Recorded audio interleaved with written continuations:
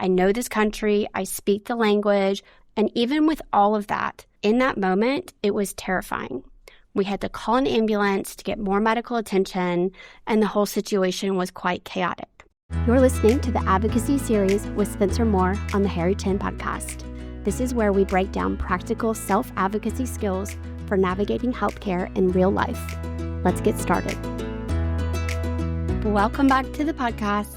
Now, I have been living in Barcelona for over 10 years, and I travel often. We're heading into the summer in the Northern Hemisphere where kids are out of school, and a lot of families are going to be traveling, many internationally.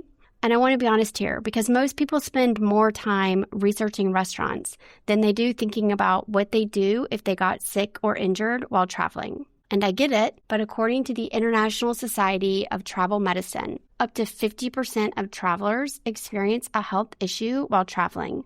And many of those risks can be reduced through preparation before departure. By the end of this episode, you're going to understand 3 key things. Why does preparation matter? What information and resources do you need to gather before traveling? And how can that preparation reduce your stress and increase your confidence? And just to mention, as I have with so many of these advocacy episodes, I will have a downloadable Advocacy Abroad Toolkit available for this episode. It will have resources and more detailed information, as well as a place for you to store, both on and offline, the information we're going to get into. So let's get started. I want to take you back about a year. My parents were visiting Barcelona from the United States, and we decided to take a day trip by train to a beautiful town called Girona. Every spring, they have this incredible flower festival. And when we were leaving, it was pouring down rain. We had already bought our return tickets back to Barcelona, and there were no more seats available because of the festival. So instead of waiting out the storm, we decided to just make a run for it to this train station to get back to Barcelona. We had to cross this famous bridge in Girona called the Pont de Pedra, which translates to the stone bridge. And it was definitely stone, it was definitely hard, and it was definitely slippery. My husband and I made it across and entered a store to get out of the rain. And as we were waiting for my parents, I looked up and saw them entering, and through the glass door, I could see my mom was bleeding from her face. And I was in a full-on panic. Now look, I knew the town, I know this country, I speak the language, my husband was born in Barcelona, and even with all of that, in that moment, it was terrifying. We had to call an ambulance to get more medical attention, and the whole situation was quite chaotic. Now, to skip to the good part, my mom was okay, she had some stitches, thankfully no broken bones. She spent a day on the sofa in our apartment, watching movies and cuddling with Zelda, our French bulldog, and we were so fortunate that she did not have any more extensive injuries.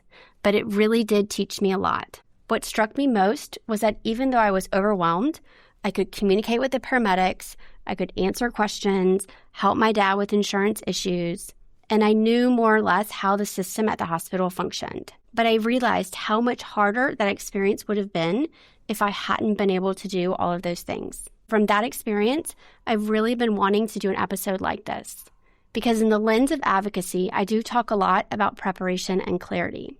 So I want to get into some of the ways you can advocate for yourself and your loved ones abroad. First and foremost, know the emergency number of the country you're traveling to.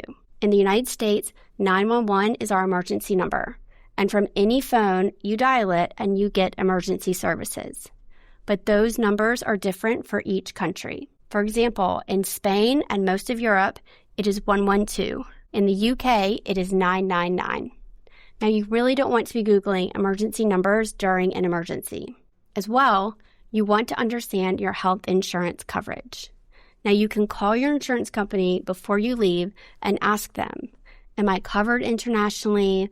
What type of emergencies are covered? Is medical evacuation covered? And these last 2 are important.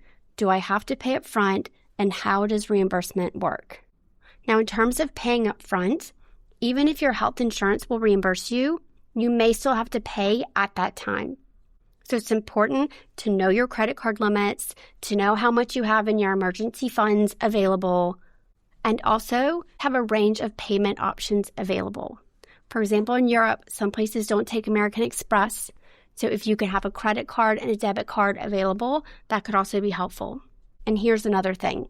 You'll want to save every receipt. Hospitals, pharmacies, labs, imaging, save everything, because that way you can submit these expenses for reimbursement when you get home.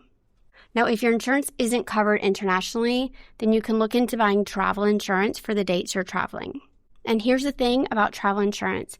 It isn't just about reimbursing you for medical expenses abroad. Many policies also include 24-hour medical assistance. They can call and help find doctors who speak your language, locate hospitals, there's care coordination, medical evacuation. There are a lot of options that many people don't know travel insurances can offer.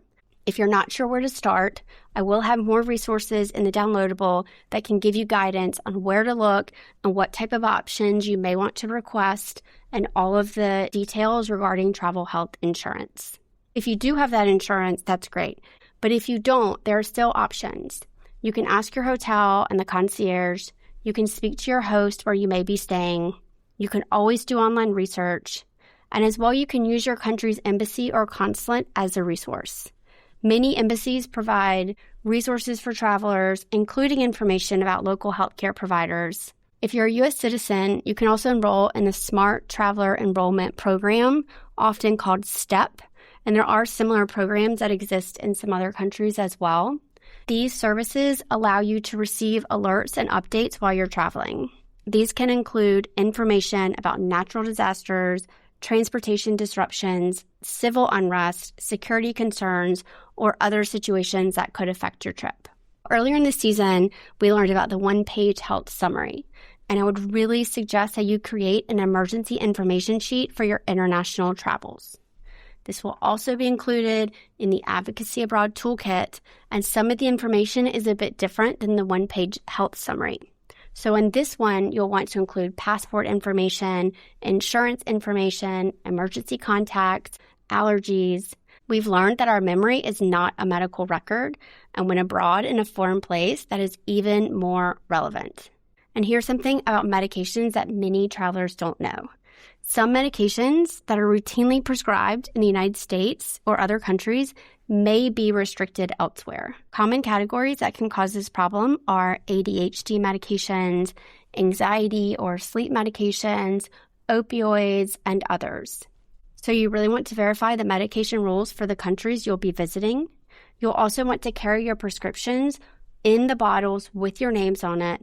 You really don't want to discover that your medication is restricted at customs or that they don't think it is what you say it is, especially if it is a medication that you really rely on. Now, I also mentioned allergies, and this is so important when you're traveling internationally, especially when there's a language barrier involved. You really do want to know how to say that you have a specific allergy in that language, especially if we're talking about food allergies that have big reactions like anaphylaxis. Now, I'm going to be talking about translation apps in just a minute, and they are very useful. But if you're having an allergic reaction, it's not really the moment you want to be fumbling around trying to translate important medical information. My suggestion is to have that information that says, I am allergic to this, already translated, written out, and in your toolkit in a place that is stored away. And in terms of those translation apps, they are incredibly useful. With AI, there are so many options available that allow you to have live conversations, you can translate written information, or you can type messages back and forth. The one thing I want to mention about these is that some of these apps require Wi-Fi, mobile data, or cell service. And in some places you travel, you may not have access to that, which is why I recommend downloading offline language packs before you leave home. In the Advocacy Abroad Toolkit, I will include step-by-step instructions and recommendations about how to download these apps and language packs. I want to say that preparing for medical emergencies doesn't have to be dramatic or drawn out. It can actually be pretty quick and straightforward if you have it organized and you have a system. And while preparation can give you something to lean on, it doesn't guarantee that nothing will go wrong. It doesn't prevent accidents, it doesn't prevent illness, and it certainly doesn't mean you can control everything that happens when you're far away from home. But it does give you a plan. And when you have a plan, you feel more confident, You feel more capable, and you feel less helpless if something unexpected happens. I really do believe that clarity and preparation are powerful health advocacy skills, and there's no reason those skills shouldn't travel with you. I hope this episode has been helpful. The Advocacy Abroad Toolkit will be available within a week of the release of this episode. You can find it below in the show notes. If it's not there yet, it will be soon, so please check back or sign up for the Harrington newsletter for updates. Happy traveling, and I'll see you soon. Thanks for sharing your time with me today. If something in this episode resonated with you, don't just sit with it. Take action. Share the podcast with someone who needs it. Leave a review so more women can find these conversations, or sign up for the Harrington newsletter to stay up to date on everything we're building. Life takes a village. Thanks for being a part of ours. See you soon.